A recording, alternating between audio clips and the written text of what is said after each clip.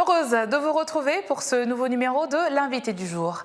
Nous sommes dans la semaine mondiale de l'entrepreneuriat et pour en parler, je suis avec Madame Frédérique Eyang qui est responsable des programmes de la GEW Gabon. Bienvenue sur notre plateau. Bonjour et merci. Je vous en prie. Alors, le Gabon n'est pas en reste et cet événement est piloté par la GEN Gabon. Donnez-nous plus d'informations sur cet organisme qui décide d'organiser la semaine mondiale de l'entrepreneuriat.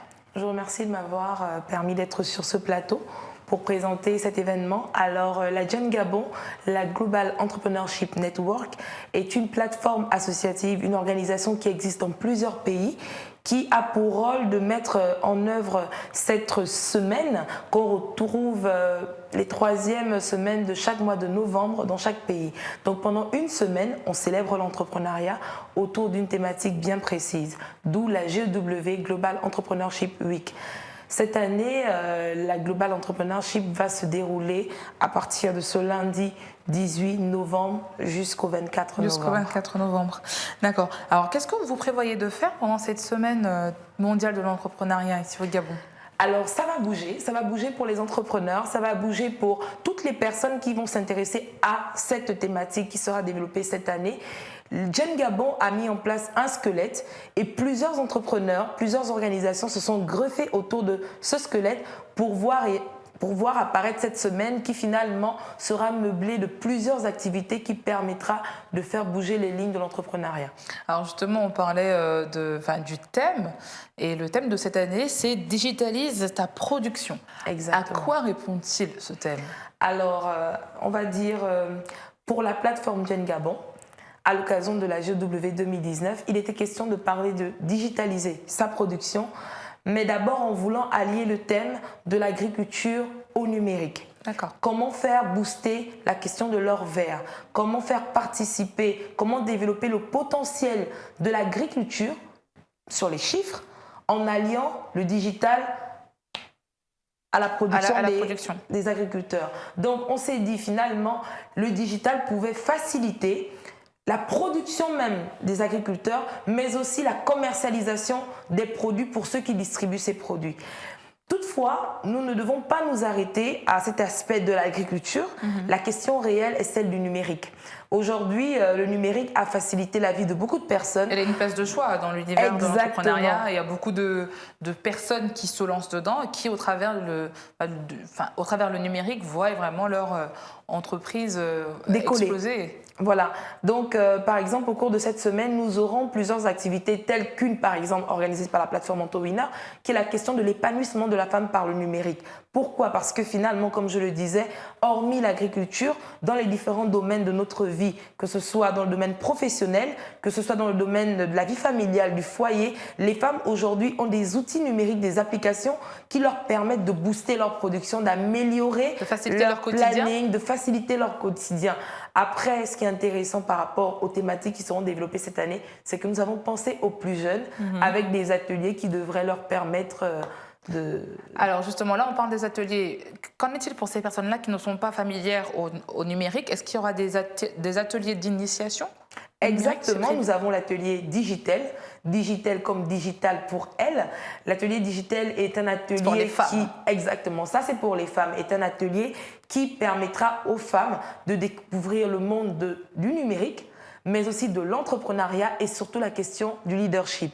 Après, nous avons un atelier sur Innovaton, un atelier qui fait appel à des développeurs qui se mettront ensemble pour développer des outils, un outil numérique pour faciliter la vie aux agriculteurs. Nous avons aussi un atelier Codon et là, nous faisons appel à des codeurs.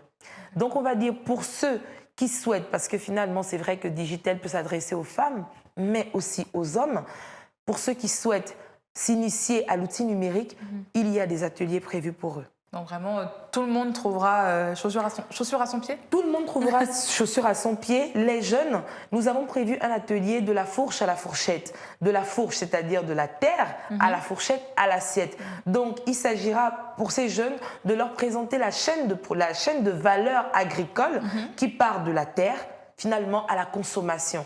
Et nous allons en même temps leur présenter l'importance de l'outil numérique, l'importance pour nous aujourd'hui d'allier la question du digital à à l'or vert, à l'agriculture, pour améliorer le chiffre de croissance économique de notre pays. Alors, vous avez choisi justement d'impliquer l'agriculture dans ce que vous faites.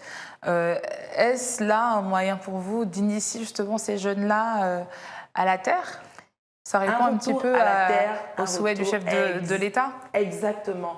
Par rapport à la feuille de route, il est vrai gouvernementale qui a été mise en place, mais aussi par rapport à la question de chômage, ne nous voilons pas aujourd'hui, un retour à la terre s'impose. Toutefois, nous avons souvent eu une image des travaux de la terre un peu, on va dire, entre griffes, dévaluée.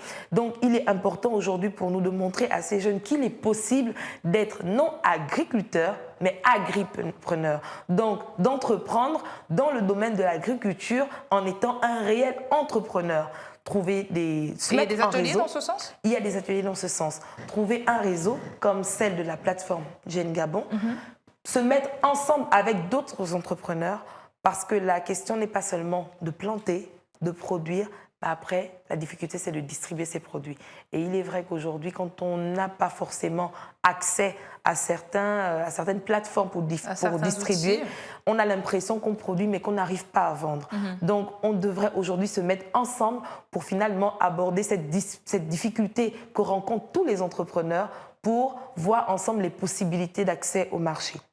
Alors, cette année, vous choisissez de déployer vos ateliers dans toutes les provinces du Gabon, vraiment pour donner la chance aux personnes désireuses de participer à cette semaine de l'entrepreneuriat, de trouver justement des interlocuteurs, participer aux ateliers. Pourquoi? Exactement. Alors, Gen Gabon, pour la GEW, a initié depuis un bon bout de temps cette inclusion dans les provinces. La présence de la GEW est impérative dans les provinces parce que nous avons constaté que beaucoup d'activités se font sur Libreville, mais nous ne pensons pas assez à ceux qui sont à l'intérieur du pays.